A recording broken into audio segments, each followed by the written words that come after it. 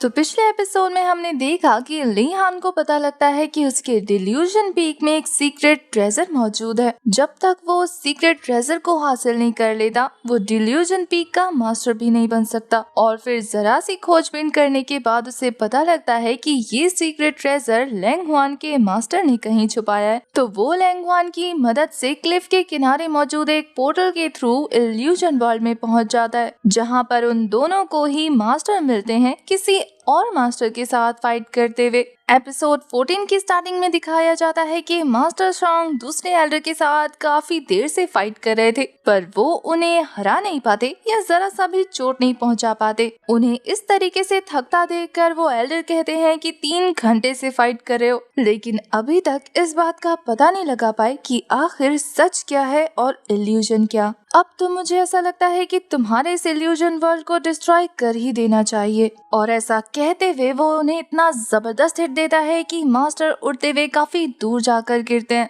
Lang Hwan try कर रही थी कि वो अपने मास्टर को गिरने से बचा ले, पर ये सिर्फ एक इल्यूजन था तो लैंग हुआन कुछ भी नहीं कर पाती। असल में तो उसे भी समझ नहीं आ रहा था कि आखिर ये जगह क्या है और यहाँ क्या हो रहा है। वहीं दूसरी तरफ एल्डर सॉन्ग काफी बुरी तरीके से घायल होने के बाद भी कह रहे थे कि मैं कोई ना कोई रास्ता तो जरूर निकालूंगा इस इल्यूजन को रियलिटी बनाने के लिए। एक पावरफुल कल्टीवेटर और एक सेक मास्टर होने के नाते मैं तुम्हें ये इल्यूजन पीक डिस्ट्रॉय नहीं करने देने वाला। ये कहते हुए वो फिर से अपनी स्वॉर्ड लेकर आगे बढ़ जाते हैं फाइट को कंटिन्यू करने के लिए। ली हान मास्टर सॉन्ग की बात सुनने के बाद लैंग हुआन से कहता है तुम्हारे मास्टर इल्यूजन को रियलिटी बनाना चाहते हैं, आखिर उनके दिमाग में ऐसा क्या चल रहा है। ये सुनने के बाद तो लैंग हुआन भी सोच में पड़ गई थी। वो कहती है मुझे भी नहीं पता। वहीं दूसरी तरफ मास्टर अपनी सारी स्ट्रेंथ लगाकर उनसे फाइट कर रहे थे। वो लगातार अटैक करते रहते हैं, पर वो दूसरे वाले एल्डर सच में बहुत ज्यादा पावरफुल होने की वजह से उनके सभी अटैक को बड़ी इजीली रोक ले रहे थे।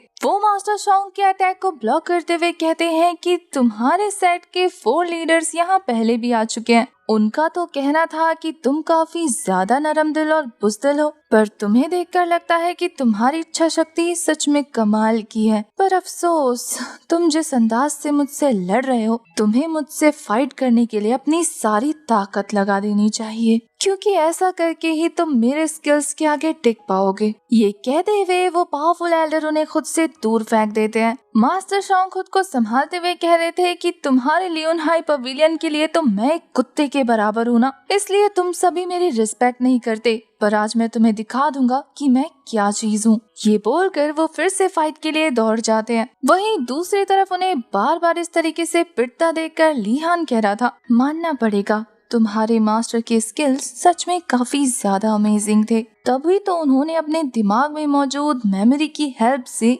एक इल्यूजन वर्ल्ड क्रिएट कर दिया। पर इसके अलावा मुझे लगता है कि उनकी एक वियर्ड आदत भी थी, यही कि वो अपने स्टूडेंट के सामने ये इल्यूजन छोड़ गए जहां वो काफी बुरी तरीके से पिट रहे हैं। लगता है उन्हें अपने स्टूडेंट के सामने ऐसे पिटने में कोई शर्म महसूस नहीं होती। ये बात सुनने के बाद तो लैंग हुआन का गुस्सा उसके सर चढ़ जाता है। वो कहती है कि क्या अब तुम्हें सीक्रेट ट्रेजर नहीं ढूंढना। वो तो लैंग हुआन के इस गुस्से से डरकर कंफ्यूज होते हुए कहता है कि हाँ अभी देखता हूँ। वहीं दूसरी तरफ मास्टर शॉन्ग अपनी स्पिरिचुअल पावर का यूज करते हुए अपने मल्टीपल क्लोन बनाकर अटैक करते हैं। वो अलग अलग डायरेक्शन से उस पावरफुल मास्टर पे अटैक कर रहे थे, पर वो मास्टर एक ही साथ उन तीनों को दूर छटक देता है। मास्टर काफी दूर तक स्लाइड करके जाते हैं, जिससे वो इतनी ज्यादा बुरी तरीके से इंजर्ड हो गए थे कि उनके मुंह से ब्लड आने लगता है। और ये देखकर लैंग हुआन बहुत ज्यादा परेशान हो जाती है। मास्टर लैंग हुआन की तरफ मुड़ के देखते हुए कह रहे थे कि मैंने तुमसे कहा था कि बाकी सारे डिसाइपल्स का ख्याल रखो, तो फिर तुम मेरे पीछे यहाँ क्यों आ गई।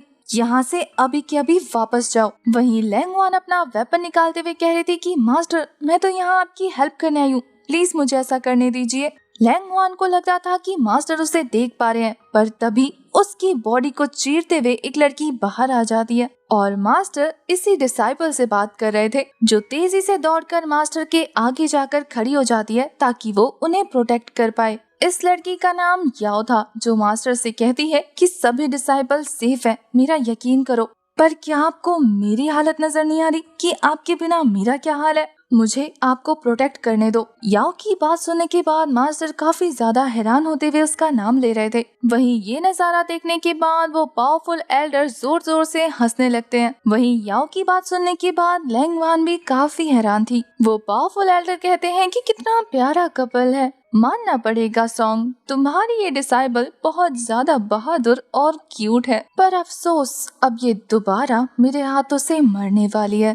ये बोलकर वो अपने स्वॉर्ड को जोर से उनकी तरफ थ्रो कर देते हैं। इससे पहले कि ये अटैक याओ को लगता, मास्टर सॉन्ग आगे आकर उस अटैक से हर्ट हो गए थे। वो इस अटैक से हिट होने के बाद बहुत दूर जाकर गिरते हैं। उन्हें इस तरीके से घायल होता देखकर याओ उनके पास चली जाती है। वो उन्हें उठाने की कोशिश करी थी, जिस वजह से उसने अपना वेपन नीचे रख दिया था, पर ये पावरफुल मास्टर अभी भी नहीं रुकते, बल्कि सेकेंड अटैक थ्रो कर देते हैं। याओ ने अपना वेपन नीचे रखा था, जिससे उसे मौका नहीं मिलता कि वो उस अटैक को ब्लॉक कर पाए, इसलिए वो आगे आते हुए उस अटैक को अपने सीने पर खा लेती है। स्वॉर्ड उसकी बॉडी के आर पार हो गई थी और उसके पीछे बैठे मास्टर का चेहरा खून से लाल हो जाता है। वो दोनों ही एक दूसरे को देखकर इमोशनल हो रहे थे। वहीं याओ मास्टर की हाथों में ही दम तोड़ देती है। इस वजह से तो मास्टर बुरी तरीके से टूट चुके थे। मास्टर की ये हालत देखने के बाद तो लैंग वान का दिल भी दुखने लगता है। मास्टर बहुत ज्यादा दुख में थे, क्योंकि ये उनका प्यार था।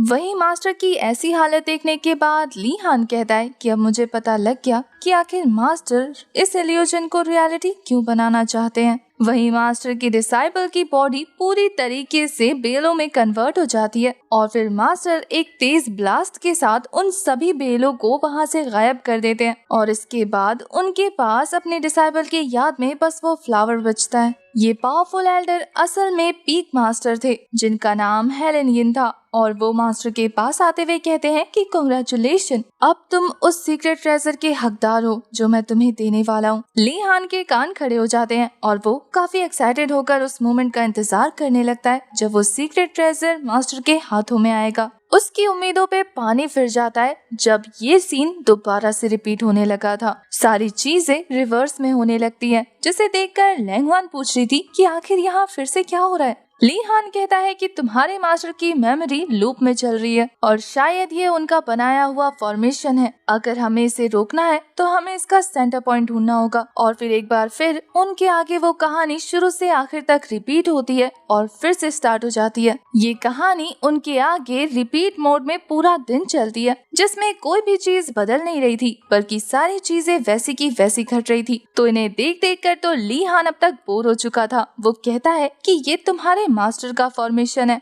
लेकिन फिर भी तुम्हें अभी तक इसका सेंटर नहीं मिला। लैंग वान पूरे दिन से सेंटर ढूंढने की कोशिश कर रही थी। वो ली हान के पास आकर कहती है कि अब तक मास्टर ने मुझे जितने भी मेथड सिखाए हैं, मैंने उन सभी को ट्राई करके देख लिया, लेकिन मुझे अभी तक सेंटर नहीं मिला। मुझे लगता है कि यहाँ कुछ ऐसा मौजूद है जो शायद मास्टर ने मुझे कभी नहीं सिखाया। वहीं ली हान सोचते हुए कह रहा था कि आखिर ऐसा कैसे हो सकता है, कुछ तो बहुत ज्यादा अजीब है जो ये मेमोरी लूप में चल रही है। कहीं इसका लेना देना उस लड़की से तो नहीं। जब ली हान ये चीज नोटिस कर रहा था, तब उसके सामने वो पावरफुल मास्टर याओ को मारने वाले थे, पर अब की बार जैसे ही वो पावरफुल एल्डर अपने स्वॉर्ड को थ्रो करते हैं याओ को मारने के लिए, ली हान काफी स्पीड में जाकर उस अटैक को ब्लॉक कर लेता है। उस अटैक को ब्लॉक करने की वजह से वहाँ पे काफी तेज एनर्जी रिलीज होती है और फिर एक जबरदस्त ब्लास्ट के साथ वहाँ का सारा एनवायरनमेंट चेंज हो जाता है। ये देखकर लैंग वान हैरान थी और वो ली हान से कहती है कि तुम्हें कैसे पता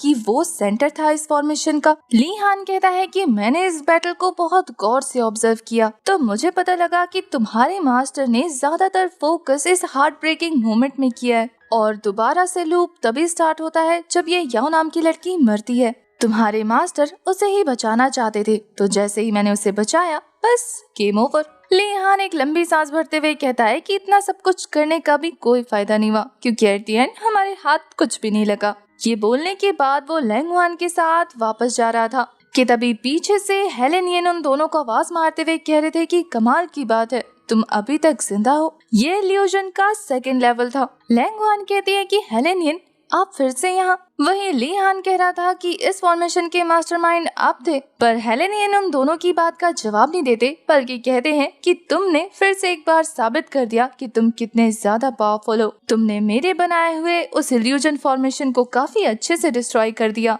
ली हान उनकी बातें सुनने के बाद समझ चुका था कि ये एक और इल्यूजन है। उसे समझ नहीं आता कि सेकेंड इल्यूजन फिर क्यों स्टार्ट हुआ। वहीं हेलेनियन कहते हैं कि मुझे तुम्हारी पावर पर पूरा भरोसा है, इसलिए अब मैं तुम्हें एक और दूसरा ट्रेजर देने वाला हूँ। ये बोलने के बाद वो अपने पास से एक बीड निकाल कर उसे ली हान की तरफ फेंक देते हैं। वो बीड ली हान ने पकड़ लिया था। वहीं हेलेनियन कहते हैं कि तुम पूरी तरीके से क्वालिफाइड हो कि तुम इस बीड को अपने पास रख सको। उस स्कोर को देखने के बाद लैंग हुआन कह रही थी कि क्या ये वही सीक्रेट ट्रेजर है जो डिल्यूजन पीक को मिला था। लैंग हुआन ने भी आज से पहले ना तो कभी उस सीक्रेट ट्रेजर के बारे में सुना था और ना ही कभी देखा था। ली हान बड़े गौर से उस स्कोर को ऑब्जर्व कर रहा था कि तभी उस स्कोर का कलर चेंज हो जाता है और ली हान उसे खुद से दूर फेंक देता है, क्योंकि ऐसा करते ही वो कोर एक बॉम्ब की तरह जबरदस्त ब्लास्ट करता है। ली हान उस हमले से बचते हुए कह रहा था कि ये बूढ़ी लोमड़ी सच में बहुत ज्यादा चालाक है। अगर मैं मास्टर सॉन्ग होता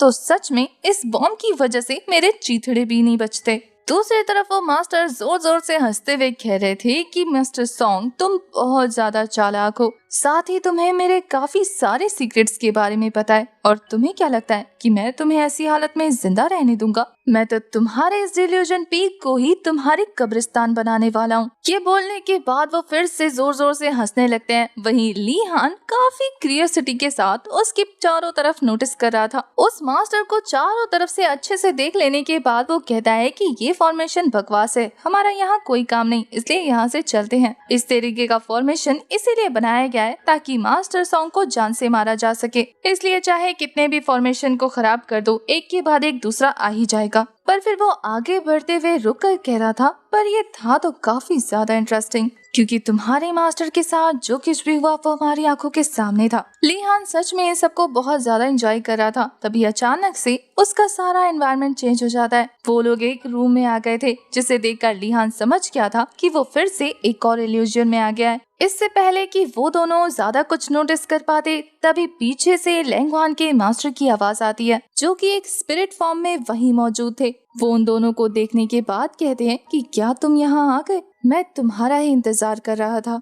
मास्टर सॉन्ग की आवाज को सुनकर ली हान उसे पहचान नहीं पाता। उसे तो लगता है कि वही बुरा एल्डर यहाँ पर आ गया है, इसलिए वो खुद को और लैंग हुआन को बचाने के लिए अपनी स्वॉर्ड को उसकी तरफ तेजी से थ्रो कर देता है। ये स्वॉर्ड मास्टर सॉन्ग की स्पिरिचुअल बॉडी को क्रॉस करते हुए आगे निकल जाता है। लैंग हुआन तो काफी बुरी तरीके से डर जाती है ये देखकर। वहीं दूसरी तरफ ली हान बहुत ज्यादा एम्बेरस होते हुए कह रहा था कि मुझे पता नहीं था कि ये तुम्हारे मास्टर है, और वैसे मुझे नहीं लगता कि उन्हें चोट लगी होगी, क्योंकि स्पिरिचुअल बॉडी लग रही है ना। लैंग हुआन ली हान का ये जवाब सुनने के बाद गुस्से से भर गई थी, पर फिलहाल उससे सबसे ज्यादा फिक्र अपने मास्टर की होती है, इसलिए वो फिक्र में उनके पास पहुंच जाती है। उसके मास्टर तो कह रहे थे, मेरे लिए जीने की कोई उम्मीद नहीं बची थी, तो इसलिए मुझे खुद को खत्म करना सबसे बेहतर रास्ता लगा। पर मुझे नहीं पता था कि मेरे जाने के बाद तुम उस लाइफ से इतनी ज्यादा ऑब्सेस्ड हो जाओगी कि फिर मुझे ढूंढते ढूंढते तुम यहाँ तक आ पहुँचोगी। लैंग हुआन बहुत ज्यादा इमोशनल होते हुए कहती है कि मास्टर,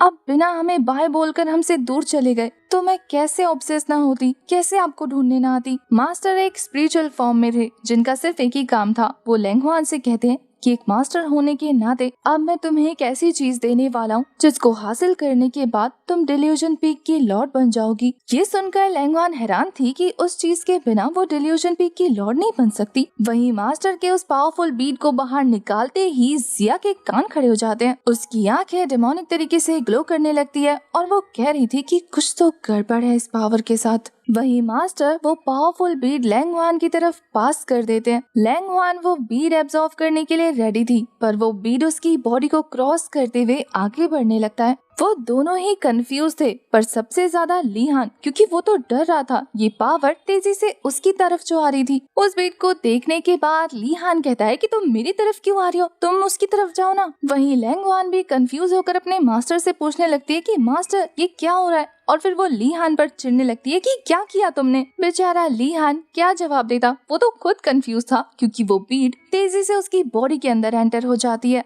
और फिर उसकी बॉडी उसे काफी तेजी से एब्जॉर्व कर चुकी थी। उसकी आंखों का कलर डिफाइन हो जाता है और वो एक जबरदस्त ब्लास्ट के साथ उस पावर का मालिक बन चुका था। जिया थोड़ा सा सोचते हुए कहती है कि लगता है उस पावर ने डिवाइन पावर को सेंस कर लिया। जो बीड मास्टर ने थ्रो की थी उसमें भी एक्सट्रीम लेवल पर डिवाइन पावर मौजूद था। उस पावर के ट्रेसेस को फील करते हुए जिया कहती है कि ये तो इम्पॉसिबल है। आखिर ये पावर इस वर्ल्ड में कैसी हो सकती है, क्योंकि ये पावर तो सिर्फ सन ऑफ गॉड और मैसेंजर ऑफ गॉड के पास है। किसी तीसरे के पास ऐसी पावर का होना नामुमकिन है। लिहान की बॉडी ग्लो करने लगती है और वो जमीन पर आकर उस पावर को देखकर कह रहा था कि आखिर ये क्या था। वो अपने हाथों से अपनी एनर्जी को रिलीज करते हुए एक जबरदस्त अटैक थ्रो करता है। असल में ये एक अटैक नहीं था, बल्कि वो पूरी ही जगह गार्डन में कन्वर्ट हो जाती है। आप इस बात से अंदाजा लगा सकते हैं कि लैंगवान, जो कि ली हान के ऊपर बात बात पर स्वॉर्ड तान देती है और इतने पावरफुल अटैक करती है, उसके लिए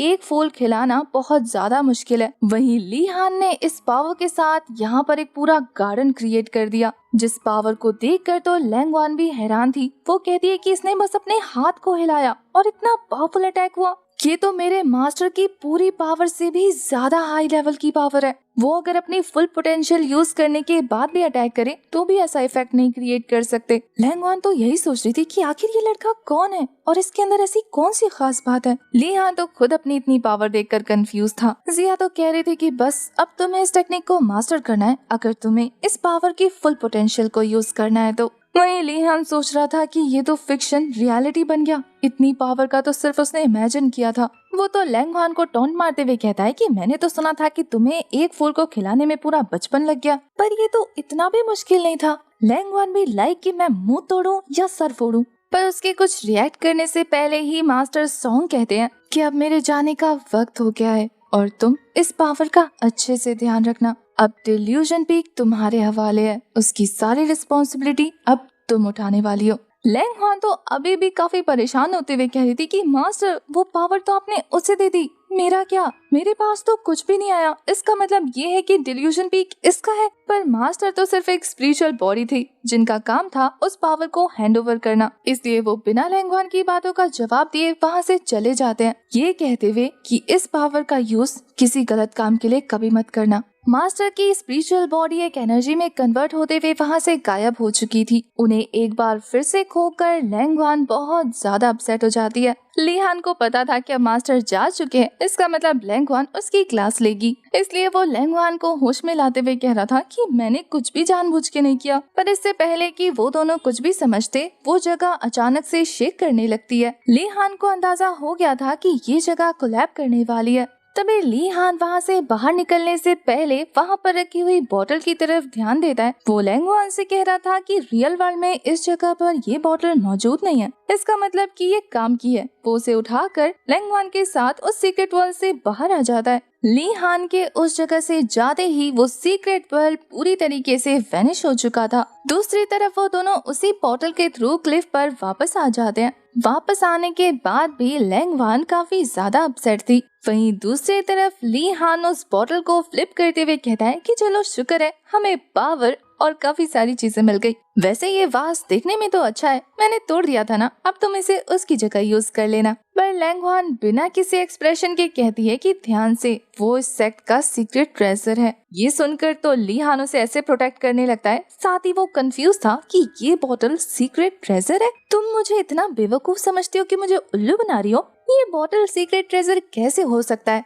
लैंगवान बताती है कि ये वास नथिंगनेस से मिलकर बना है, जिसकी पावर की ना तो कोई सीमा है और ना ही कोई अंत। तुम जो भी सोचोगे तुम इसे उसमें कन्वर्ट कर सकते हो। ये वास तुम्हारे लिए एक फेदर भी बन सकता है और तुम इसे जिस भी शेप में ढालोगे, इसका वजन, इसकी स्ट्रेंथ उसी के हिसाब से डिपेंड करेगी। लिहान कहता है कि तुम्हें तो सीक्रेट ट्रेजर के बारे में बहुत कुछ पता है, दिखा तो ऐसी रही थी जैसे कभी देखा ही नहीं है। वैसे मुझे ये बताओ कि आखिर लोगों के सीक्रेट ट्रेजर इतने ज्यादा धांसू होते हैं, देखकर गूज़ बम्स आ जाते हैं। अगर मेरे पास ये वास ना होकर एक स्वॉर्ड होती तो मैं इसे अच्छे से यूज कर पाता ना। इसे यूज कैसे करूंगा? और वैसे भी क्या मैं इस बोतल के साथ कूल दिख रहा हूँ? इसके साथ तो मैं ऐसा लग रहा हूँ जैसे कि किसी को वाइन सर्व करूंगा। इससे अच्छा होता कि मेरे पास एक चिकन लेग पीस होती, एटलीस्ट उसे खाते हुए स्वैग तो दिखाता। उसके ये इमेजिन करते ही वो बॉटल एक लेग पीस में कन्वर्ट हो जाता है। वो तो लैंगवान से पूछने वाला था कि इसे कैसे यूज करना है, लेकिन अपने हाथ में उस लेग पीस को देखकर वो सोच रहा था कि क्या यही उस सीक्रेट ट्रेजर की पावर है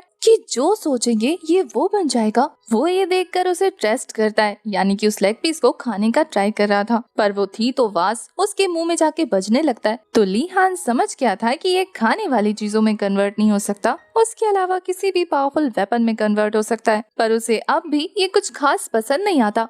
वहीं दूसरी तरफ लैंगवान गुस्से में उसकी तरफ बढ़ रही थी। वो तो डर से पीछे हटते हुए कहने लगता है कि तुमने सब अपनी आंखों से देखा था, मेरी गलती नहीं है, मैंने कुछ भी जानबूझ के नहीं किया। अरे यार तुम थी तो वहाँ पे, तुम्हारे मास्टर ने खुद अपने हाथों से हैंडओवर किया था, मैं थोड़ी छीनने गया था। ये बोलते हुए वो डर के अब तक इतना पीछे हट चुका था कि बस पहाड़ से गिरने ही वाला था, पर उससे पहले ही वो बैलेंस करके खुद को बचा लेता है। लैंगवान ली हान से काफी सीरियस होकर कहती है कि अब डिल्यूजन पीक की सारी पावर तुम्हारे हाथों में है। इसका मतलब ये है कि अब इस सेक्ट के लीडर तुम हो, इसलिए मैं चाहती हूँ कि तुम मेरे लिए 2 काम करो। ली हान फटाक से समझ गया था। वो कहता है कि तुम्हारे लिए 7 पीक कंपटीशन को विन करूँ, है ना? तो उसकी फिक्र मत करो, मैं उसे जीत लूंगा। वहीं इसके बाद लैंगवान ली हान को झुककर ग्रीट करने लगती है, जिसे देखकर वो काफी ज्यादा कंफ्यूज था। उसके पूछने पर कि ये क्या कर रही हो, वो कहती है कि अब तुम मुझे टीचर की तरह सिखाओ, जो भी तुम्हारी पावर के हिसाब से तुम्हें मिला है कि फिक्शन को रियलिटी में कैसे कन्वर्ट करना है। ली हान वैसे तो अपने लिए कोई स्टूडेंट नहीं चाहता था, पर अब उसे लैंगवान को बनाना ही पड़ता है। रात को ली हान उसी सीक्रेट वास के साथ बैठकर प्रैक्टिस कर रहा था, जहाँ वो अपने पास मौजूद उस व्हाइट टोकन का रेप्लिकेट बना लेता है, और ऐसा वो बार बार करते हुए अपनी कंफ्यूजन को दूर कर रहा था, जहां उसे फाइनली पता लग जाता है कि ये लाइफ और डेथ टोकन असल में वो टोकन नहीं बल्कि कुछ और भी हो सकता है। तभी तो उन लोगों ने इसे बड़ी आसानी से खो दिया और इसे खोने के बाद कुछ रिएक्ट भी नहीं किया, और ये सोचकर ही उसे इतना ज्यादा गुस्सा आ रहा था। पर फिर तभी उस क्लिफ वाले डिसाइबल को देखने के बाद वो खुद को शांत कर लेता है, जो उसी की तरफ बढ़ रहा था।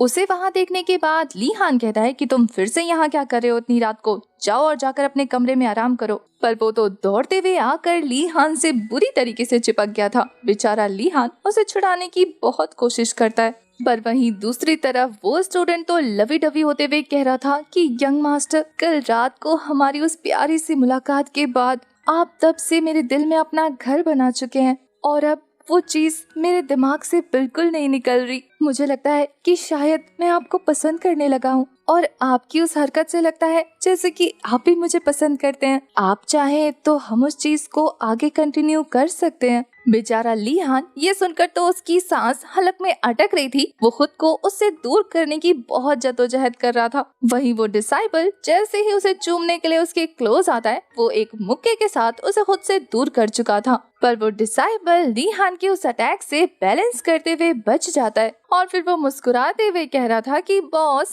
आप मुझे फिर से नहीं पहचान पाए, देखा मैंने आपको फिर से उल्लू बना दिया। असल में तो इस डिसाइबल की बॉडी के अंदर और कोई नहीं बल्कि मैंगफो मौजूद है। रिलैक्स गाइस, ली हान की इज्जत अब सुरक्षित है। ली हान मैंगफो से काफी ज्यादा नाराज होते हुए कह रहा था कि मैंगफो, इस तरीके की हरकतें दोबारा नहीं होनी चाहिए, ये मजाक का टॉपिक नहीं है। मैंगफो तो टशन मारते हुए ली हान की तरफ एक बुक थ्रो कर देती है। ये वही बुक है जो ली हान को बाफेंग पवेलियन डिस्ट्रॉय करने के बाद मिला था। मैंगफो ने अपने रिसोर्सेज का यूज करते हुए इस बुक के बारे में काफी सारी चीजें पता लगाई। वो कहती है कि इस तरीके की सील्ड बुक काफी ज्यादा रेयर है और इसे सिर्फ सेक्ट मास्टर ही बनाकर अपने सेक्ट में रख सकता है, और ये काम सिर्फ एक ही इंसान कर पाया होगा। ली हान को पता लग गया था कि मैंगफो किसकी बात कर रही है। मैंगफो असल में लैंगहुआन के मास्टर की बात कर रही थी, जिसके बारे में बताते हुए ली हान कहता है कि वो बंदा आज से काफी सालों पहले मारा जा चुका है। वैसे भी कार्ड कलेक्ट करना, सील कट करना,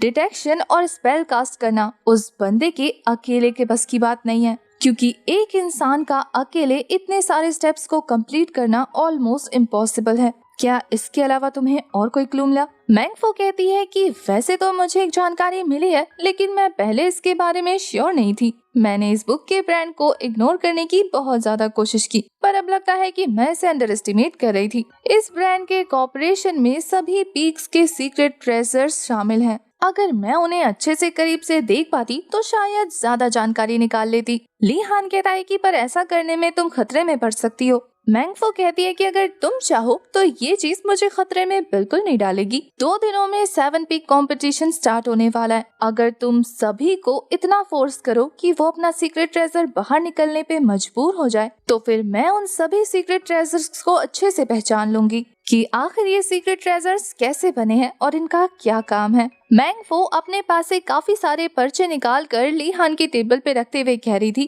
कि इन सभी को अच्छे से पहचान लो क्योंकि इन सभी के पास सीक्रेट ट्रेजर्स मौजूद हैं जिससे तुम्हें आउट ऑफ द वे जाकर अपनी एनर्जी वेस्ट नहीं करनी पड़ेगी। ली हान बड़े ध्यान से उन पोर्ट्रेट्स को देखने लगता है जिन पे उनका नाम, उनकी पावर और उनकी एज लिखी हुई थी। 2 दिन के बाद 7 पीक कंपटीशन का दिन आ जाता है। ली हान अभी भी पोर्ट्रेट के थ्रू उन लोगों को पहचानने की कोशिश कर रहा था जिसमें से एक पोर्ट्रेट को देखकर ली हान कहता है कि वो बंदा तो कितना ज्यादा यंग दिख रहा है, तुमने उसे इतना ओल्ड क्यों ड्रॉ किया है। मैंग फो उसी के पीछे खड़ी थी। वो कहती है कि वो उसका चीफ डिसाइपल है, ये एल्डर है जो कि यहाँ नहीं आया। ये सुनकर ली हान मैंग फो पर ही नाराज होने लगता है कि ये चीज तुम्हें इस पोर्ट्रेट में मेंशन करनी थी ना कि कौन आने वाला है और कौन नहीं आने वाला। तुमने सारी नॉलेज इकट्ठी की है या अपने हिसाब से बना दिया है। मैंग फो मुंह बनाने लगती है कि इस बॉस के लिए जो भी करो वो भी कम पड़ता है। लैंग हुआन बड़े गौर से उस डिसाइबल को देख रही थी। वो डिसाइबल हेलो करते हुए लैंग हुआन से कहता है कि मैं इसका नया दोस्त हूँ।